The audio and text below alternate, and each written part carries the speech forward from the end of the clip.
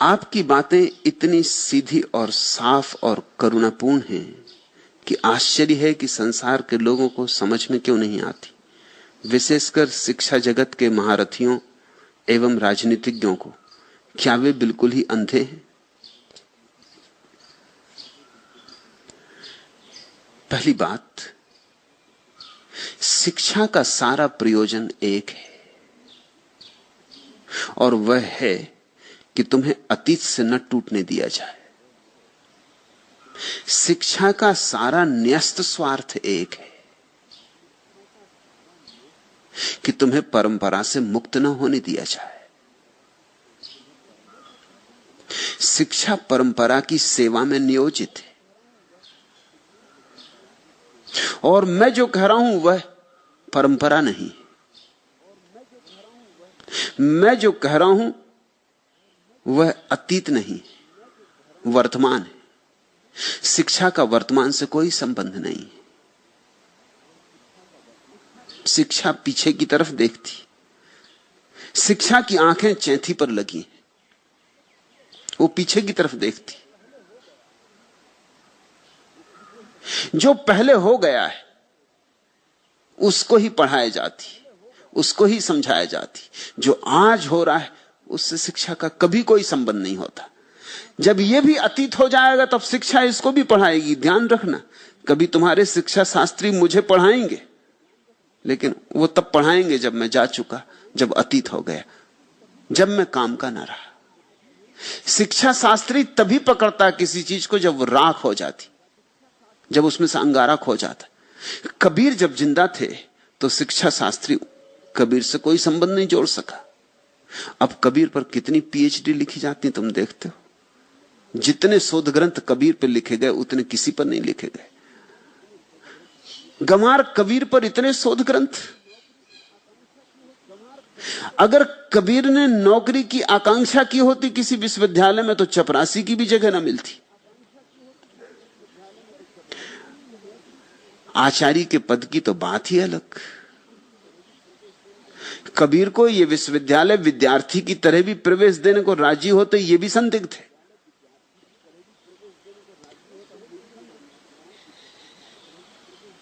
बेपढ़े लिखे कबीर को कौन विश्वविद्यालय में घुसने देता। और आज तुम्हारे तथाकथित पंडित और आचार्यगण और शोधकर्ता अपनी जिंदगी कबीर में गंवाते कि कबीर का क्या मतलब है, कबीर का क्या अर्थ है। कबीर की उलट बांसियों को सुलट कर रहे हैं, समझाने की कोशिश में लगे।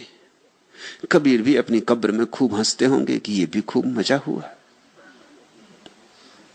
जीसस को जिन लोगों ने सूली दी वे पंडित थे, रबाई,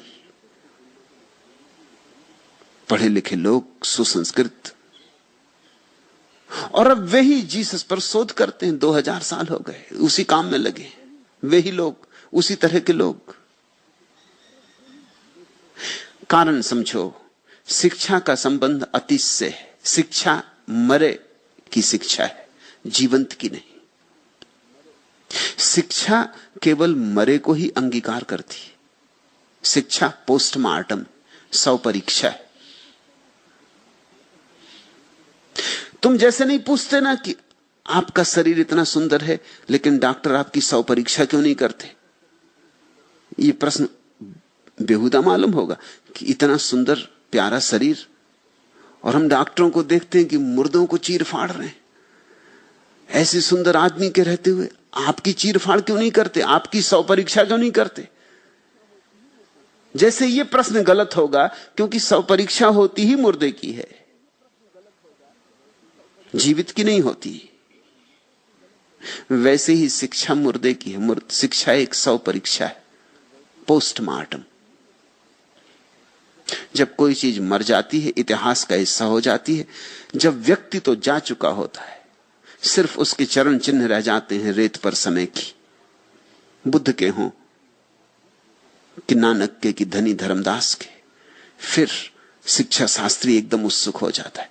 वो जल्दी से इसको आत्मसात कर लेना चाहता है, वो इसको परंपरा का हिस्सा बना लेना चाहता है। वर्तमान में होती है बगावत और शिक्षा में बगावत नहीं है। शिक्षा में विद्रोह का कोई तत्व नहीं। इसलिए तो शिक्षा दो कौड़ी की है। जिस दिन शिक्षा में विद्रोह का तत्व होगा, उस दिन शिक्षा का मूल्य होगा। उस दिन असली शिक्षा होगी पृथ्वी पर। उस दिन शिक्षा केवल तुम्हें आजीविका कमाने में कुशल नहीं बनाएगी, उस दिन शिक्षा तुम्हें जीवन भी देगी। अभी केवल रोटी रोजी देती और जीवन तो छीन लेती। रोटी रोजी जरूरी है, लेकिन जीसस ने जैसा कहा कि रोटी के ही सहारे तो कोई नहीं जी सकता, कुछ और भी चाहिए। वह और अभी शिक्षा से नहीं मिलता। अभी उस और को मिलने के सब उपाय नष्ट कर दिए जाते। अभी विश्वविद्यालय से अपनी बुद्धि को बचा के लौट आना बड़ा मुश्किल है, नष्ट हो ही जाती।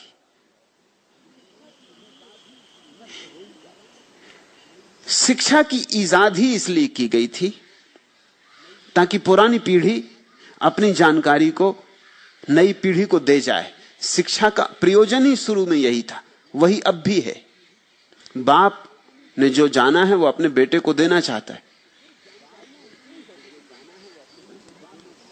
फिर जानकारियां इतनी हो गई कि बाप इस काम को खुद नहीं कर सकता था, नहीं तो और काम ना कर सके। तो फिर नौकर मध्यस्थ रखे गए, वे ही शिक्षक हैं। शिक्षक बाप की नौकरी में है बेटे को पढ़ाने को। ख्याल रखना इस बात को, इसमें सारा रहस्य छिपा हुआ है। शिक्षक बाप की नौकरी में है बेटे को पढ़ाने को। शिक्षक बेटे की सेवा में नहीं है, बाप की सेवा में। इसलिए जो बाप के हित में है वो बेटे को पढ़ाया जाता है, जो बाप के हित में है वो बेटे को सिखाया जाता है, जो बाप निर्णय करता है वो बेटे तक पहुंचाया जाता है। इसलिए रूस में एक तरह की शिक्षा है, क्योंकि वहां बाप दूसरी बात तय कर रहे हैं। कम्युनिज्म के अतिरिक्त और कुछ नहीं पहुंचना चाहिए बच्चों तक, ईश्वर का नाम नहीं पहुंचना चाहिए, ये बाप ने तय किया है। तो बेटे तक ईश्वर का नाम नहीं पहुंचता। हिंदुस्तान में बाप तय करता है कि धार्मिक शिक्षा होनी चाहिए, तो बेटे तक धार्मिक शिक्षा पहुंचती। ये बाप नियंता है। बाप ने जो अनुभव किया है, जो ज्ञान की संपदा जुटाई है, वो चाहता है मेरे बेटे पर आरोपित हो जाए। मैं तो मर जाऊंगा, लेकिन मेरी अस्मिता मेरे बेटे में चले। वो बेटे के कंधे पर जीना चाहता है। मैं जो कह रहा हूं वो अंगार है, वो बगावत है, विद्रोह है। वो बाप के पक्ष में नहीं, वो बेटे के पक्ष में।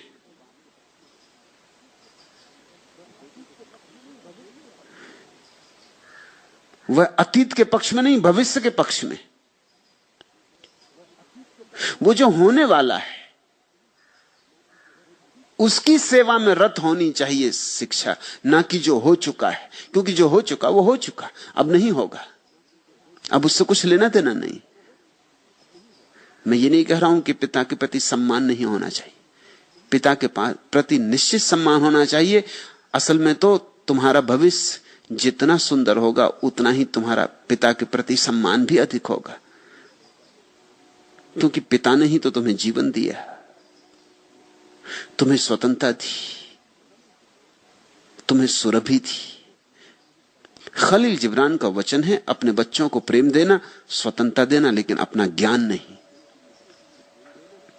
क्योंकि ज्ञान तो तुम्हारा पुराना पड़ चुका है।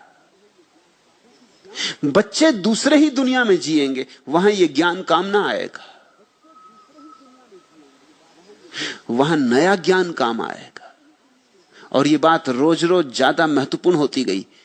आज से 3000 साल पहले बाप और बेटे के जानकारी में कोई फर्क नहीं होते थे, इसलिए शिक्षा बिल्कुल कारगर थी। क्योंकि जो बाप ने जाना था वही बेटे को जानना था। समझे, एक बाप जूता सीता रहा जिंदगी भर, तो बेटे को जूता सिखाना, जोड़ना, जूता बनाना सिखा जाता था।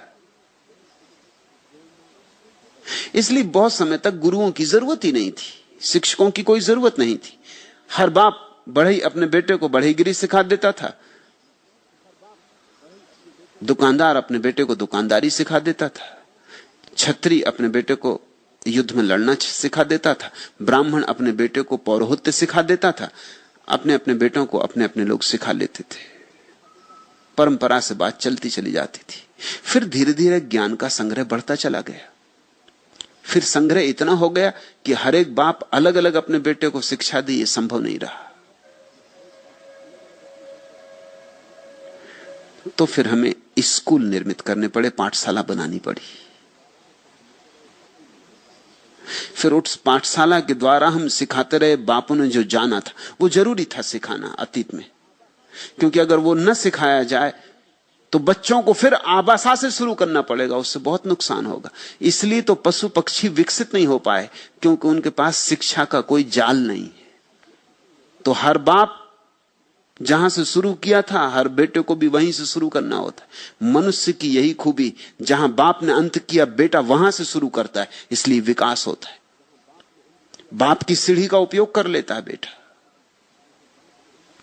शिक्षा का बड़ा बहुमूल्य दान रहा अतीत में, लेकिन अब धीरे धीरे शिक्षा सहयोगी की बजाय बाधक हो रही है, क्योंकि रोज नई घटनाएं घट रही हैं। ज्ञान इतनी तीव्रता से फूट रहा है, इतना विस्फोट हो रहा है। वैज्ञानिक कहते हैं कि पिछले 5000 सालों में जितना ज्ञान का विकास हुआ था, उतना पिछले 50 सालों में हुआ है। और पिछले 50 सालों में जितना विकास हुआ है, उतने पिछले 5 सालों में हुआ है।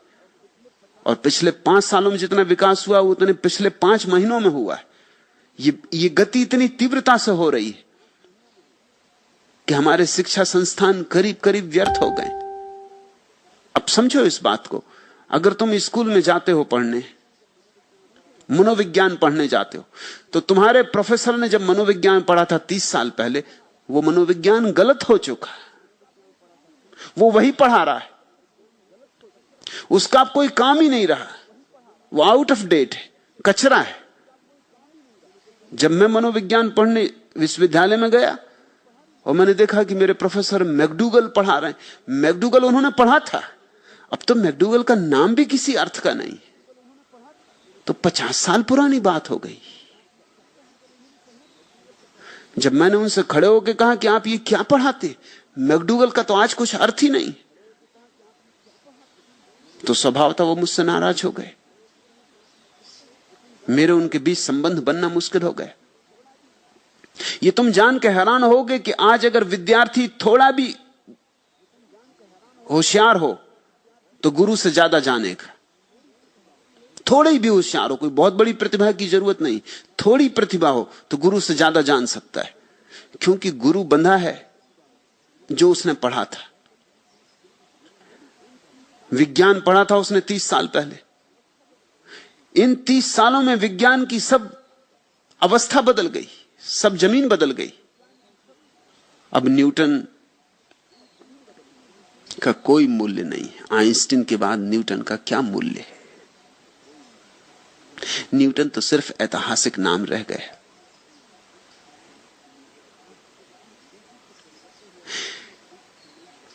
आज तो इतनी तेजी से परिवर्तन हो रहा है, इतनी तेजी से नई जानकारियां और नया ज्ञान फूट रहा है कि बहुत मुश्किल है कि गुरु शिक्षक इसके साथ तादाद में रख सके। पश्चिम में विचार किया जा रहा है कि हम नए ढंग से शिक्षा दें। शिक्षा की संभावना भविष्य में यह है कि शिक्षक विदा हो जाएगा, उसका कोई मूल्य नहीं रह जाएगा, या उसका मूल्य बहुत गौण हो जाएगा। उसकी जगह कंप्यूटर होंगे, क्योंकि आदमी को सीखने में बहुत वक्त लगता है, कंप्यूटर जल्दी सीख लेते हैं। 1 मिनट में सारी बाइबल कंठस्थ करवाई जा सकती कंप्यूटर को। तो ज्ञान इतनी तेजी से घट रहा है कि कंप्यूटर ज्ञान को सीखेगा और कंप्यूटर सिखाएगा विद्यार्थियों को, तभी हम तालमेल रख सकेंगे, नहीं तो सब तालमेल टूटा जा रहा है। टेलीविजन का उपयोग होगा। अब भूगोल पढ़ानी पुराने ढंग से, टांगे हैं नक्शा, पागल हो गए हो? टेलीविजन मौजूद है, तुम नक्शा टांगे हुए हो। तुम समझा रहे हो कि लंदन कैसा नक्शे से, जबकि टेलीविजन पर लंदन पूरा का पूरा दिखाया जा सकता है, और जो बात देखी जाती है वो कभी भूलती नहीं। याद करने की जरूरत नहीं है। सारी दुनिया का नक्शा फिजूल है। टेलीविजन काम कर देगा। और भविष्य में टेलीविजन की भी जरूरत नहीं होगी। दुनिया इतने करीब आ गई है कि घंटे भर में तो लंदन पहुंचा जा सकेगा। ले गए विद्यार्थियों को, लंदन दिखा दिया, बात खत्म कर दी। नाहक समय खराब करना, और तब वे भूलेंगे नहीं। जो बात नहीं हो सकती थी पहले, अब हो सकती। तकनीक विकसित हुए हैं, और तकनीक इतने विकसित हुए हैं कि तकनीक भविष्य उन्मुखी है।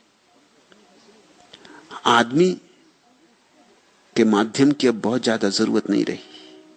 तुम पूछते हो कि शिक्षा महारथी, पहले तो महारथी इत्यादि शिक्षा में कहां होते? बैलगाड़ियां चला रहे हैं लोग, रथ वगैरह हैं कहां? कोचवान कहो। असल में जो कुछ नहीं हो पाता वो शिक्षक हो जाता। पहले तो वो भी कोशिश करता है कांस्टेबल हो जाए, कि चलो इंस्पेक्टर हो जाए। जब कहीं जगह नहीं मिलती तो वो सोचता है चलो अभी स्कूल में शिक्षक ही हो जाए। अपने भाग में नहीं कांस्टेबल होना, क्योंकि मजा तो कांस्टेबल के हाथ में है। ऊपरी लाभ तो कांस्टेबल के हाथ में। शिक्षक तो सबसे दयनीय जीव है। जब कोई आदमी कहता है मैं शिक्षक हूं, तब जरा उसकी शक्ल देखो। वो ऐसे कह रहा क्या करें, मजबूरी है, जन्मों जन्मों के कर्म भोग रहे हैं, शिक्षक है। आदमी डरता ये कहने कि मैं शिक्षक हूं। जब कोई आदमी कहता कलेक्टर हूं, तो उसकी चेहरे पर रौनक होती। शिक्षक हूं, सब रौनक विदा हो जाती। दीनहीन है शिक्षक, और उसके पास संपदा क्या है? संपदा कोरा जानकारी का संग्रह, कीड़ा है किताबों का। किताबें खाता रहा है, जिंदगी नहीं जानी, किताबों से उसकी जानकारी है। जीवन नहीं देखा है, किताबों में छपी जीवन की तस्वीरें देखी, उसका ज्ञान उधार है। प्रेम नहीं किया है, प्रेम की कविताएं पढ़ी। कोई स्वांतः सुखा है, अनुभव नहीं हुए। दूसरे जो कह गए उसी को सुन सुन के दोहराता रहा। तोता है, तोतों को बगावत की बातें ठीक नहीं लगती। तोते को तो वही अच्छा लगता है जो वो दोहरा सकता है। तो अगर हरे राम हरे राम हरे राम कह सकता है तो हरे राम हरे राम हरे राम कहता है। अब तुम आज नया मंत्र सिखाओ, तोता नाराज होता है। वो कहता है इतना समय खराब किया हरा राम सीखने में, अब तुम आ गए नया मंत्र लेके। मैं तो अपना पुराना ही दोहराऊंगा।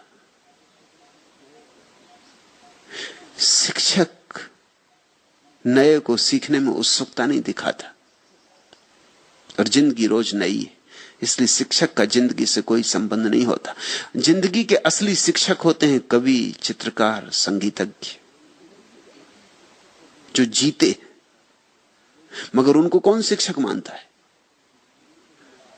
वे ही नए के उद्गाता हैं, उनसे ही नया अवतरित होता है। परमात्मा उनका ही सहारा लेता है, तोतों का सहारा नहीं लेता।